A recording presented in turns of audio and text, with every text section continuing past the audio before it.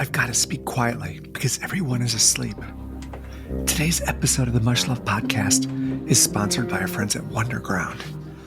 Wonderground roast gorgeous coffee beans, and then they load them up with powerful adaptogenic mushrooms to help you feel better. And for me, every morning, I grind up some brainchild beans, add a spoon of brainwash to make my oat latte, and I am ready to roll. If you haven't tried it, man, go to wondergroundcoffee.com. You will definitely thank me. All right, I got to get to work. Enter code MUSHLOVE30. That's MUSHLOVE30 and get 30% off at wondergroundcoffee.com. Hello, and welcome to the very first episode of the Mush Love Podcast. I'm Tim Keck, your host. Mush Love is a podcast about mushrooms, more specifically about people's relationship with mushrooms, and maybe even more precisely about the people who are totally obsessed with mushrooms. I'll tell you how I got here. I've been a journalist my whole life. My parents were newspaper people. I co-founded 3 newspapers, The Onion, Portland Mercury, and the Pulitzer Prize winning paper, The Stranger. And over the last year, I've been working on a novel called Balanced Rock. And one of the themes, or I guess maybe even main characters, weirdly enough, is a fungus colony in a meadow up high in a mountain of Washington State. It's a long story, and maybe you'll read it, maybe you won't. But for the book, I started doing research on mushrooms. I've always liked mushrooms. When I was a kid, I foraged with my grandfather. I've taken shrooms. And like most people, I thought mushrooms had a certain otherness to them. They're not really plant or animal. They're mysterious, maybe even powerful. So doing my research, I started talking to people in the relationship to mushrooms. Chefs, psychonauts, doctors, environmentalists, climbers even. And I discovered something. People who are into mushrooms are really into mushrooms. They get obsessed. And they have something in common, too. No matter where they are or what they're up to with mushrooms, they often start kind of in a similar place, almost a practical, scientific beginning to what their interest in mushrooms. That quickly turns into something deeper and frequently almost spiritual. Again, I'm not talking just about people who trip on mushrooms. Those folks, of course, too.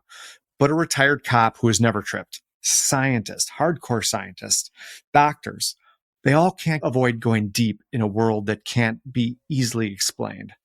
And this for sure has happened to me as well. In this season of the Mush Love Podcast, I talk to all kinds of people about their relationship to mushrooms.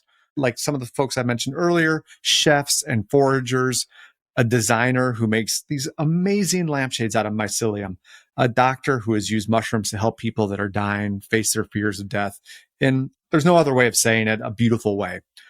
I hope you enjoy the podcast. I've really loved making it. I have one caveat, a big caveat. I'm not a scientist or a doctor or a serious forager or a designer or any kind of expert. But like the guy in Close Encounters who's just living his life and then has an experience it's hard to explain. And the next thing you know, he's making Devil's Tower out of mashed potatoes. This podcast is my Devil's Tower. And who knows, if you start learning more about mushrooms, you might start making your own mashed potato sculpture.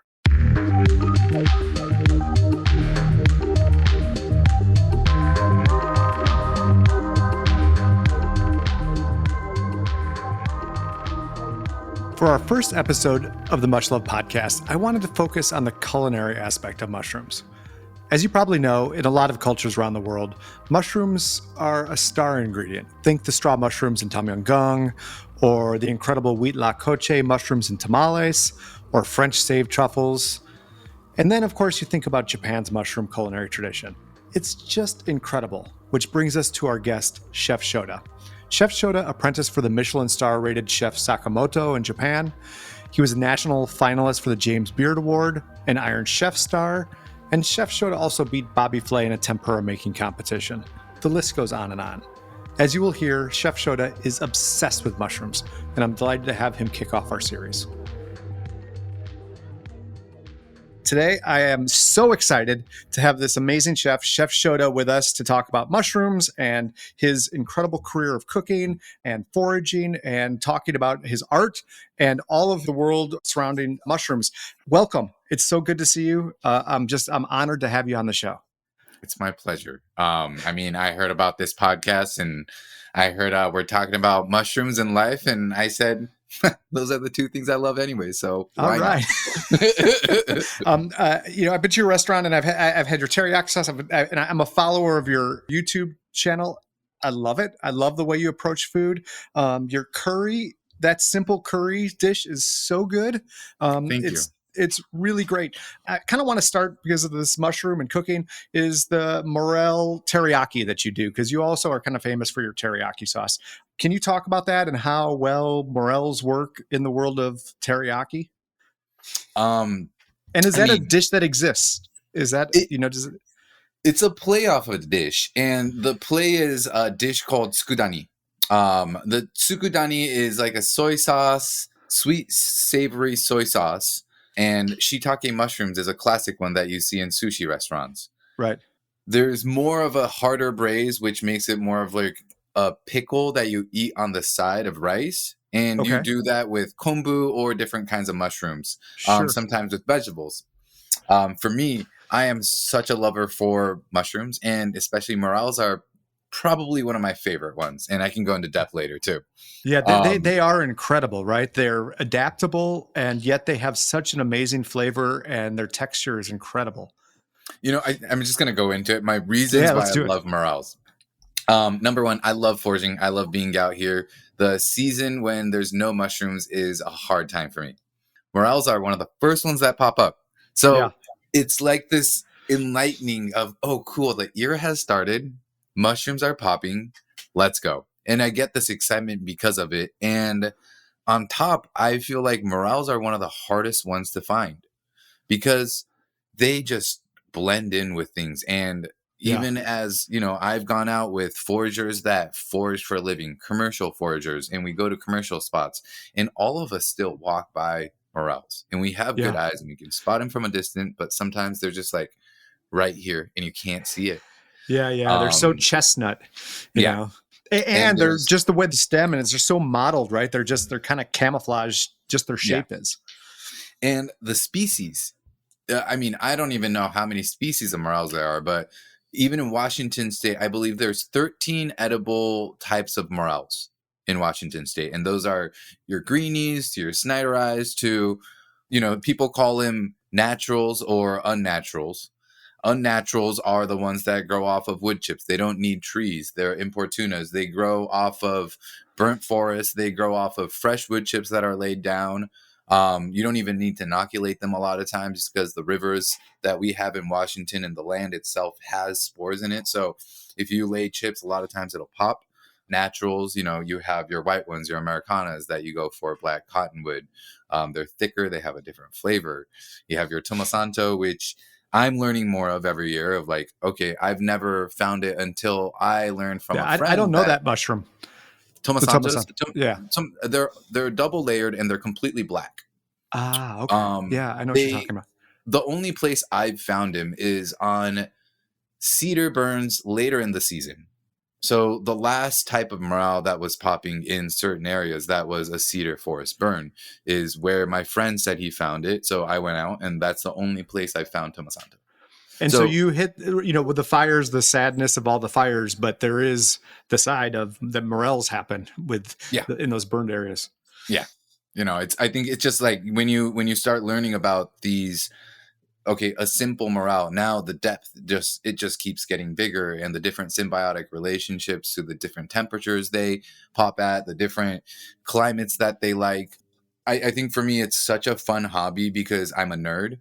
And I love to learn things. If it's a spreadsheet, if I need to make a spreadsheet, I'm going to learn how to do it. I'm going to figure it out, and it feels done. And I'm like, cool. I love that. That was so much fun. Yeah. And with mushrooms, man, it's bottomless, right? Like we don't know it. We don't understand it. You could keep on going. You'll never run out of new stuff to learn with mushrooms. Yeah. And every year I go, you know what? I actually have no idea. Still to this day, I'm just like, the more you know, the less you think you know. Yeah. And they're weird, and magic is a bad word because there's magic mushrooms, but there's a magical kind of aspect to them, right? Of just how quickly they happen and just their relationship to the environment. And there's just something spooky and interesting and wonderful about them. And the benefits, the health benefits you get from mushrooms as well, right? Like, I think it's hard sometimes because we categorize psychedelic mushrooms as psychedelic mushrooms, but even within psychedelic mushrooms, like anything on Earth that's created, there are multiple different kinds of psychedelic mushrooms. And when you research the history of it, I'm not the most knowledgeable person, but I know there's mushrooms that were used pretty much like a Xanax, right? But at least it doesn't have other medicinal effects that you don't know 20 of the ingredients that are inside. So I think, it is one of those things that I think from the legalities that are opening up, it's hard, right? Like drugs have always been a hard, from prohibition of alcohol to like, hey, set the rules and kind of cutting it clean. I do think there's an importance for doing that, just because at the end of the day, you're responsible for a society of people and you can't just let everyone go loose without education. So, I think we are at a time where system wise, hopefully we're cycling through and we as a society can learn a little bit more about the different types of psychedelic mushrooms and the health benefits. And at least if people learn that, like, you're not taking an Amina mascara for the first time because your friend said it's a psychedelic mushroom, because you'll trip. You're not going to have a good time with that, right? No. So at least there's education.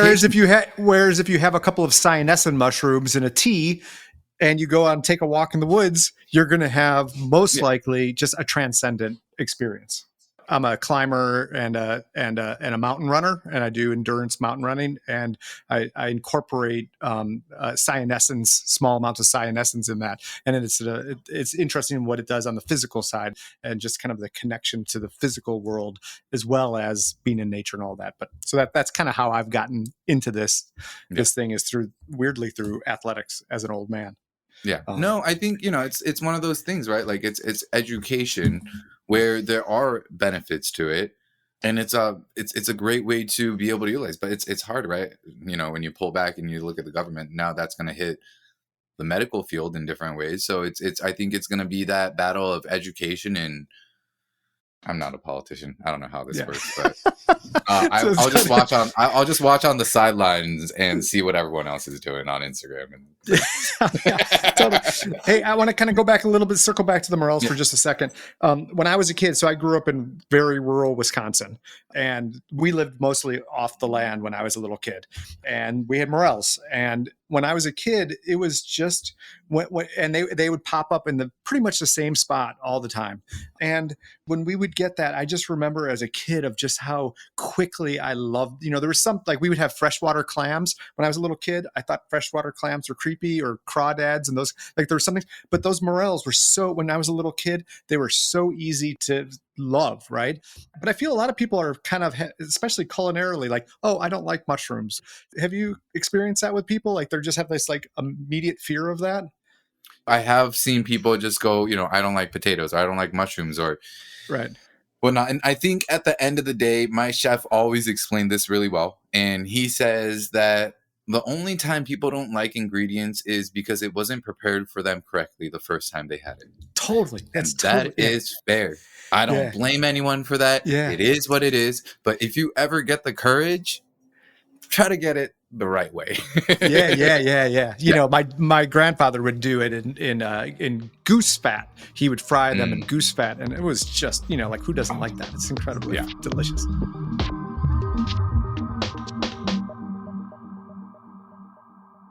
So, Taku, can we talk about your restaurant for just a moment here, which is such a great place? I love it. And I want to kind of go from that and talk a little bit about urban foraging. And so your restaurant, for the people who haven't been there, if you're anywhere in the Northwest, you should come there. It's a wonderful late night place. It's kind of a type of, it's considered, you call it an Osaka style restaurant, and it is totally. I lived in Osaka for a little while when I was a kid, and Osaka food culture is amazing, and Osaka bar life and Japanese style food and China. There's so many, and Osaka has so many different cultures that influence it. And was Osaka one of the places that you lived, or why did you choose to have like an Osaka style bar? I trained in Osaka from 18 to 23. And that was such a pivotal time of my life. I was 18. I didn't want to go to Tokyo because I had friends and family there. I wanted to challenge myself, put myself in a place where I'm like, I just want to go learn. I don't want to be distracted. Yeah. And that was Osaka, where I landed, where I fell in love. And, it was the place that I feel like I really cultivated myself as an adult. It was one of the hardest jobs and hardest hours I've ever worked. And But what at the kind of end of the restaurant did day, you work in uh, Osaka? I worked for Chef Sakamoto. It's Okay. a chain of, not a chain. His chef is Kigawa, and Kigawa is considered to be the first capo that was in Osaka.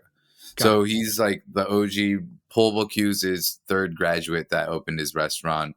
Old school dude, no fridge, no freezer. Ice guy comes in every morning.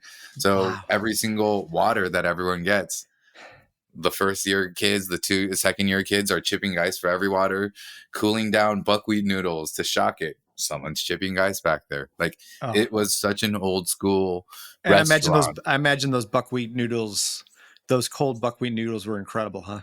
Oh, delicious. I mean, Yeah. it's also, we got it from 2 stores down because our restaurant was a capo place. And in Mhm. Japan, it's like chefs that do fine dining restaurant, especially capo style places, you Yeah, get could you mostly explain a little what a capo style restaurant yeah. is? Capo style is said to be started from within kaiseki. Okay. Kaiseki cuisine is your old school multi-course meal where it's 10 courses, 15 courses. And in the old school days, and still currently, it used to be used for meetings within politicians, people in business. The dinners are 4 or 5 hours long. So people actually get hungry. So when people take breaks, they go to the same, they'll go down to the bathroom, they'll go visit the kitchen, and they'll talk to the chef while people are talking, just little breaks, intermissions between. Right. So it's like And this amazing meeting spot, right? yeah, and it's like this sub meeting spot that people started going to, which was the kitchen, and talking to the chef directly, and the chef going like, "Oh, I got fish. Like, you just want a nitsuke, like a braised fish. Like, you just want to crush some food." And I'd be like, "Yeah." And then the chef gives him rice and braised fish. The person next to him wants a grilled, so they get a grilled fish, and they chat a little bit there. And that was said to be the origin of Of a capo. capo. So capo is about counter service. Capo technically means nitewaru, which is split and braise, because it's about Japanese cuisine is actually a lot of braising. Yeah. It's also the idea of is like it's splitting, so splitting your stomach open to talk person to person, and it has like very intimate energy about capo, and that's what capo is. I fell in love with Osaka, from 18 to 23. Osaka was such a culture shock to me. I lived in Tokyo. Tokyo is a little, everyone's busy. It's a place where 40% of the people that live in Tokyo come from outside of Tokyo. It's the same size as Seattle, but on the weekends with tourists, the population goes to 30, 40 million. So it is just a busy, pumping spot. Compared to that, Osaka has a little bit more of this culture that's rooted from a worker man city, where Yeah. they used to build the best boats, the best castles, the best this. So a lot of Yeah. street food. Osaka Joe is my favorite castle. It's just incredible. It's such a Yeah. beautiful place.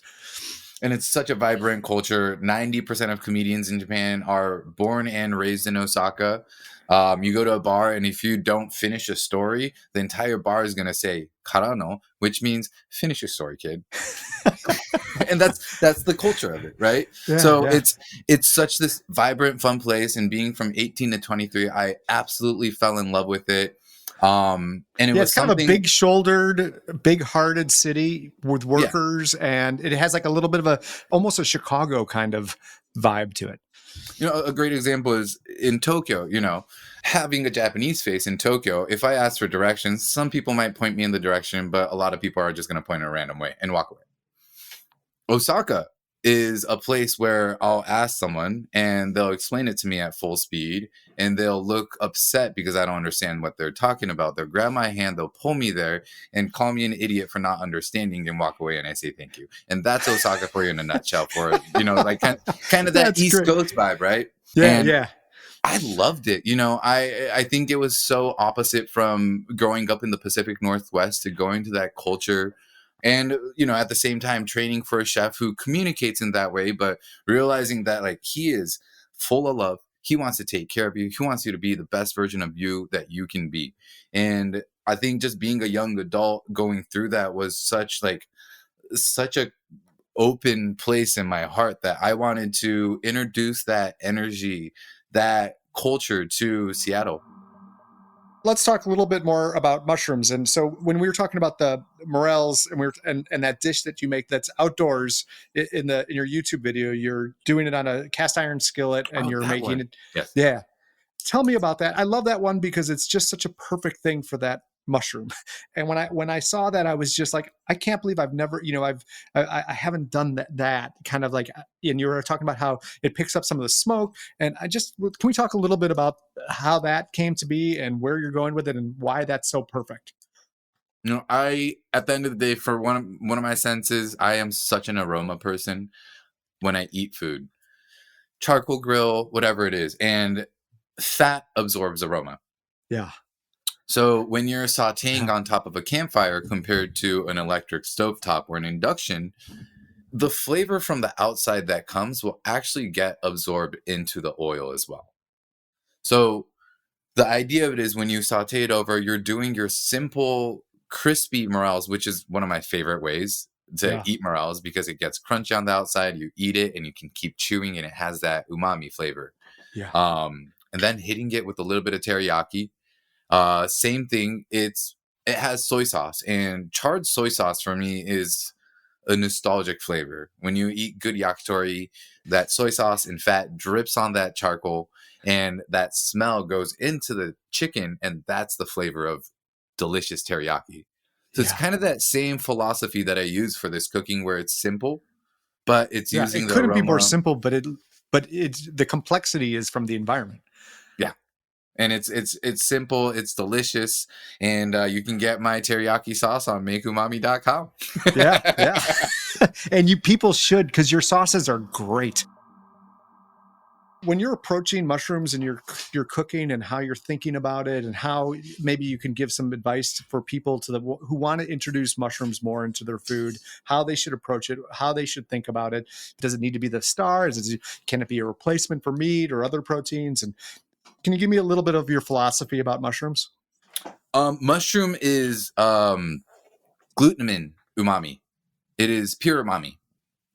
So, in my opinion, I do believe it can be replaced as a protein substitute, especially with the flavor profile that some of these mushrooms carry. Yeah. It's also a lot of mushrooms are full of potassium, high energy. When I go foraging and I eat a bunch of matsutake and porcini, I do feel extremely energetic. It feels like I just drank an energy drink sometimes. Yeah. Cooking wise, it's an interesting ingredient. A lot of mushrooms are extremely hard to overcook. So I would say don't be shy to cook them. I personally love dry roasting. And what that is I will chop up mushrooms, especially if I get them and they're a little wet or whatnot. I will slice it up. I'll put it in the fridge, let the moisture naturally evaporate compared to forcing it or putting it in the dehydrator because that's going to cook it. And Yeah. then I'll That's a dry great roast. suggestion. Okay. Sorry. I'll I'm dry getting roast excited. it. Yeah. I'll dry roast my mushrooms. And what that does is it doesn't sear the outside like it does with oil, but it evaporates the moisture and condenses the flavor. So afterwards, if you want to And cook so it with butter, are you putting them on just you saute just pan, low heat, medium low, and just kind of letting it do its work. And it'll with take a no longer. oil and No oil, just no straight, no spices aromatic, either? No. no spices, just mushrooms first. Okay. Try to get that mushroom. It's like the prep of mushroom idea wise Yeah. of getting the mushrooms to condense their flavor. And I guess it's like a sponge. If there's moisture in it, it's not going to absorb. But if you dry roast it and you take that moisture out and then you put butter and flavor profile, it's going to soak it more.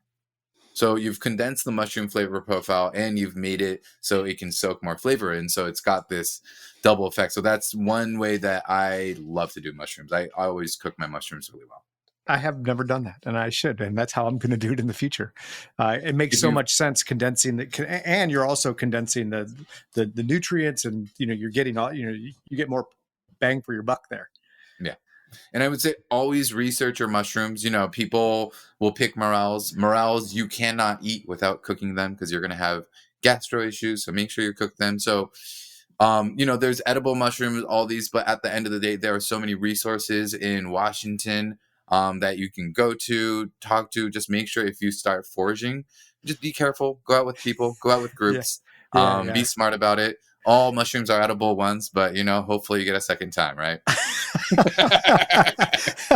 That is a good save. Yeah, and we're lucky to live in the Northwest because there is like the Northwest Mycological Society is amazing. I don't know if you've ever been. They have a show that's up on the I think it's in Shoreline. Have you been to it? They have it once a year. Oh, the one on Long Beach. Yeah. Yeah. Well, they Incredible. go on prime seasons for certain things. So it's actually a funny weekend because I know that weekend. I'm like, I'm gonna go hit it before that weekend comes. Yeah, because just the variety it's not just they'll have obviously tons of edible ones, but they just have a zillion different mushrooms, and to just see what people have gathered during that the week or 5 days before that event, how many the giant variety of just you walk by hundreds and hundreds of different types of mushrooms. It's incredible, and they're so cool looking in a visual tactile kind of way. They're so cool, and just seeing them in mass is a blast. Yeah, it's last year was probably one of the best mushroom years I've had for multiple different mushrooms. There was a day where I walked out with maybe 20-30 pounds of porcinis in 2 hours. Wow. I've walked out, I think last year I walked out with, I think I had close to like 80 button matsutakes that were all underground and they weren't even popping yet. And that was just an AM forage, and just some crazy days that I hit that I was like, oh my, this has got to be one of the best years. Wow, that's amazing. Yeah, we live in and when you're foraging out in the woods here, it's so incredibly beautiful. But you also forage in the city, right? You find mushrooms in the city. I'm not asking you for secret spots or anything like that, but can you tell me a little bit about that and how that meshes with how you think about mushrooms? Yeah, number one, some of the mushrooms I talked about that grow off wood chips. A lot of places you can look for wood chips. If you just have to know kind of the season, when it starts, the temperature. I follow Oregon because Southern Oregon starts first, then it's like 2 weeks later Portland, then it's like a week and a half, 2 weeks later in Seattle. Yeah. In this area, and that's kind of how I follow mushroom and city foraging. But there's actually a bunch of different kinds of mushrooms in the city, from shrimp ruslas to oyster mushrooms to chanterelles that you can actually get in city parks, like right within probably 10-15 minutes from where you live. Yeah. In the Arboretum, and not to give up, but there's a lot of people who forage in the Arboretum, but there's an amazing place to forage. But, just even, around churches and big, it exists, right? And there's something amazing about that. You live in this urban area and you can get these beautiful mushrooms that you can eat. And it's a wonder. It just makes you have a connection to the city that's a little deeper than you would otherwise. Yeah, it's like being able to see different things, right? It's just another enjoyment in life that we can sprinkle in. Yeah. What other mushrooms that you love cooking with? You've mentioned a few. Do you do anything that has kind of like lobster mushrooms that have a little bit more of a kind of a water like a fish or seafood kind of vibe, or is there anything? I actually love lobsters, and the way I process them is I love smoking them low and slow. So if I'm out and about, I'll smoke it overnight over the campfire, slowly, surely, leftover charcoal, whatever it is, and it'll get dry. It'll turn pretty dry. And then I throw that in the dehydrator, and then I turn that into a brick. Now I got this smoky, lobstery flavor profile that's great for seasoning, and I just grate that and I'll cure fish with it. I'll put it on top of eggs. So that's You're a genius. That is such a wow. That is amazing. I'm sorry. Go ahead. Yeah, but that's one way that I love to do it. If you do white fish with it, it's beautiful. It comes out red and stunning as a color. When you think about all the possibilities, you can do that with any kind of mushroom. So have fun with it. And so when you say turn it into a brick, so you press it, you smoke it, dehydrate it, and then press it? No, not a brick as in like hard as a brick. Right. Yeah. It's not actually hard as a brick, but it's like, it's not dry anymore. There's no moisture left, so it's not going to go bad. It's already got that smoke flavor and mostly dried out, and it's just making sure it's completely dry. when you put it in the dehydrator, so it doesn't go bad. So it's you almost treat it a little bit like bonito flakes, right? Like Yeah. it has a little bit of that kind of. Yeah, it's like the umami component that I can add into something. Like halibut, for example. I love to add a little, like halibut compared to black cod, I feel like has a little bit more of an empty canvas, Yeah. which has its pros. So when you add things like lobster mushroom, it doesn't fight when you cure it, and it actually picks up this nice crustacean flavor profile. So it just comes out great. Yeah, and with halibut, the trick obviously is if you cook it just exactly right, the texture, it's all about the texture, right? And then if you can boost up, like you said, it's a little bit of a blank slate. So if you can, I'm imagining you boost up the flavor profile, and then you're in heaven. Yeah. What else do you like to? What other mushrooms are you? Every one of these is just these are such amazing tips. I mean, anything red. Like I love pickling chanterelles, especially the rainbows. Yeah. We get two types of chanterelles in general here. They're the rainbows, and I think just golden is what they're called. Yeah. Yeah. The rainbows have this extremely poppy, snappy texture, and those are fun when you pickle them because they keep that texture. Even when you saute them, they keep that texture. So I need to go pick them because I think they're popping now. But I did a bunch of huckleberry juice, and I used that as the acid and added a little bit of rice vinegar, honey, kombucha to it, and pickled a bunch of chanterelles. And that was one of my like go-tos for last year for snacking it. And is that like a quick pickle that you're doing, or is it like a full-on pickled process? No, I do a hot boil pickle over it. Okay, great. I wonder how they would do for a quick pickle. With that, I guess they need to be cooked, right? So the chanterelles would be better that way, or I don't know. What do you think? Yeah, I feel like those rainbow chanterelles are really well fully cooked texture-wise. So I would personally make sure they're cooked through. Yeah. That's amazing. So, I want to see some of your art and talk a little bit, to get a little bit of a tour of some of the cool stuff you've got. I just want to have a sense of like, what's going on with you next? What are you thinking about? What are you obsessed with right now in your cooking, and what's next? What's the exciting? Next? Yeah. What's next? I like to talk about things when I'm fully ready, but I am working on some things locally that I'm excited to share. Me and my team have been looking at these projects, so more to come locally, as well as the TV side has been such an incredible journey. The people that I meet, the experiences that I gain, the mentors that I gain from the experience, and for me, like I want to try to use this opportunity, and maybe more chefs from Seattle can start getting on TV because I can recommend and have these networks, and trying to create a community through that would be I guess that's been one of my fun goals that I have. So I've been working more on kind of that production side and learning how it works. Yeah, I have to say the way that you present on TV is so great because it's all about the passion of the food, and it's about the food, right? You just have a gentleness about and love of what you're doing, and it really comes through. And sometimes it has like there's a lot less of like kind of the super macho kind of stuff, and there's much more of just the excitement about what you're doing. And when I was asking about also with what's next, it's just like a little bit like what are you excited about right now when you're thinking about food? And just in general, not necessarily a project or a business thing, but of just like what are you eating a lot right now, and what are you making a lot right now? I've been leaning towards just very simple food, going back to kind of the basics. A lot of stuff that my mom cooked, basic things from different cultures, and I think kind of going back to the root. I think it's one of those things that you learn something so hard, and you go on your artistic side, but then you come back to the basics. And right now I'm kind of coming back to the basics. And oh yeah, this braised chicken dish with daikon and carrots. I forgot how yummy this dish was. Yeah. Because I just been, sometimes I just cook fancy food. Right.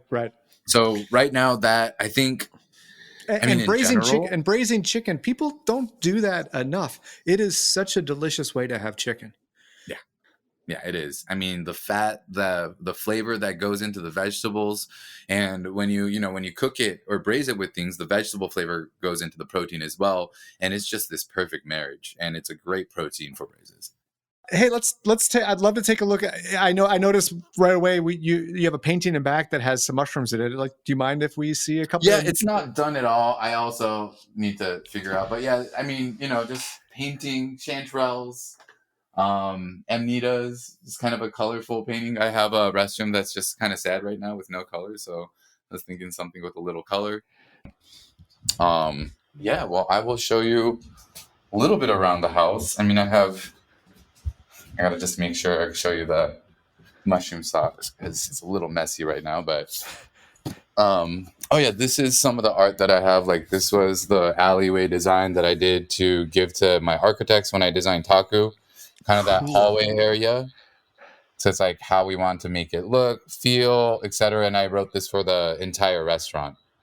Oh, that's cool. Yeah, like the restaurant does something to your head while you're in there. It is a great design, especially like when you're walking back into the bathroom in that big mirror, and like there's like a little bit of, especially with the dark walls, you get this like a little sense of this is exciting.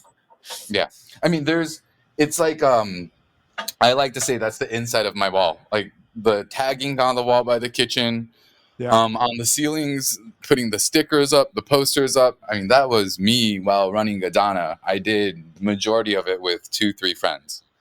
And it seems like you get a lot of stickers, and it's obviously it's a lot of Japanese stuff. And so it's the things that from living in Japan and visiting Japan, you see a cool sign and take it. Yeah, I've always kind of been that way since I was a kid. Not anymore, but like, yeah, especially when I was younger and I had this big collection. Those action figures, a lot of those, I would say it's just a collection of stuff. Like the action figures I have in there, they're glued down or inside something. Like I've had those since I was like 4 or 5. Yeah, it feels that way. It's so nice to go to a restaurant that doesn't feel like, okay, here's the designers do this. This is like, it feels like an expression of your life. Yeah, it's also like, I'm 34. I can't have my house look like a bachelor pad anymore. So I'm going to put everything in Taku. Nice. Then it's a business. It's work. I'm not a kid. I'm a grown-up with a business. But yeah, I'll show you some of the mushrooms. Sorry, it's with my bar. I actually don't really drink, but I have a whole bar. But like, I have a bunch of mushrooms. They're sorted out. And, like, I love sorting my own mushrooms because I clean them in the way I want to. I sort them in the way I want to. When I deliver them, I make sure they don't tumble, so they're in perfect condition. Oh my God, those are so beautiful, and that's so beautifully put together. Thank you. Yeah, and I have a bunch of different mushrooms here, just a whole collection of different ones. Like this is the one I was talking about, like smoked lobster mushrooms from Copalis in 2022. And these are, you can hear it. I mean, it's just hard, but it's just a brick. It's got this smoky flavor profile to it. And yeah, I have white chanterelles. I have a bunch of different kinds of morels in here from, burps, which are kind of your longer ones. They grow by the black cottonwoods when they're younger. Obviously the blacks that you guys just saw. And yeah, I can keep going. These are landscape ones, so they look a little different. Importunas. Yeah, so they just keep going. These are the Americanas, so you can see that they're a little bit more on the whiter side. And these are, they grow in the same spots from burps, but they're like 2 weeks later when the temperature is like 4 or 5 degrees higher. So it's just, it's been a blast learning about all these mushrooms and collecting them and having my little random... My midlife crisis is healthy. I share that midlife crisis with you, but my midlife crisis has been going on for the last 25 years. So you dehydrate. So can you walk us really quickly through the drying process to make those, to do all of that? Because it looks like you do it just beautifully. And you have a desiccant in there. I saw that in there. And so it seems like you just have it nailed. Can you kind of give a quick... For example, morel mushrooms, right? Morel mushrooms are pretty brittle. Also, they can contain worms. So a lot of people do salt water or whatnot to get rid of the worms. I don't do salt water because it changes the texture. So what I do instead is when I pick them, I put them in an airtight container And after overnight, it pulls all the worms out because they want air, and then they all die. So your mushrooms are in good condition. And when I also carry it, it's important to make sure that they don't roll in my car. So I make sure there's enough stuff because the rolling causes the outside to get damaged. And that's why you have little brittle cracks or broken ones. So it's like anything, right? You just have to treat it with care. Even when you're foraging it, like if your basket, if the mushrooms are going to roll around while you're carrying it, then it's going to crumble. So they're not going to be in the perfect condition. So I put like grass or whatever else in my bag if it's not full, and I slowly start just kind of layering mushrooms. So it's just being careful from that stage. And, you bring it home, they're in perfect condition. After the moisture is going to come out. So you don't want to do the worm thing more than 24 hours because you don't want them to go bad. Right. And then I put them in the fridge because sometimes there'll be too much moisture with no wrap on top. What that does is it kind of dries it out the right amount overnight. Yeah. And then I put it in the dehydrator. And that's my entire process to do morels and try to keep it perfect. Wow, it sounds like you have it nailed. And that saltwater thing, it makes total sense, right? Because the cell walls get damaged from the salt, right? That obviously cells have an effect from salt, and so you're keeping it so much more close to its original nature. Yeah. So it's just, I don't know, it's fun, right? It's a healthy midlife crisis, and I'm gonna keep doing mushrooms. Hell yeah, it's a beautiful one.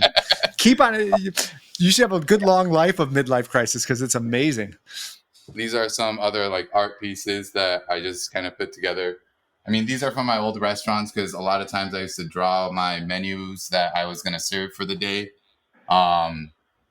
If I have time, and we put it on the walls, and it was a savvy restaurant. So if people wanted to buy the art pieces, I would sell them. And that's kind of how we controlled labor and food costs.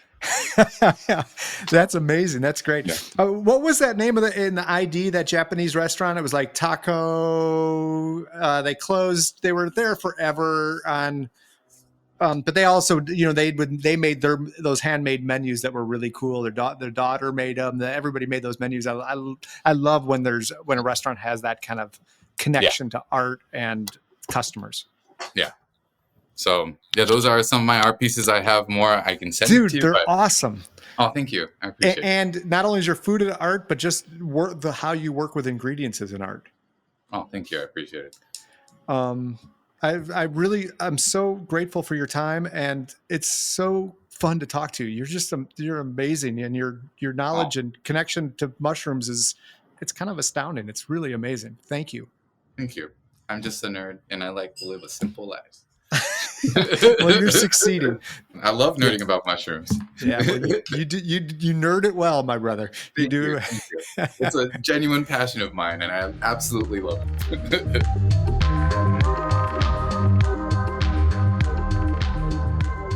Thanks again to Chef Shota, and thanks for listening. Subscribe wherever you get your podcast, or visit us at mushlovepodcast.com. Also, thank you to our sponsor, Wonderground, who make delicious cold oat milk lattes with mushroom adaptogens called Brainwash. Enter code MUSHLOVE30, that's MUSHLOVE 30, and get 30% off at wondergroundcoffee.com.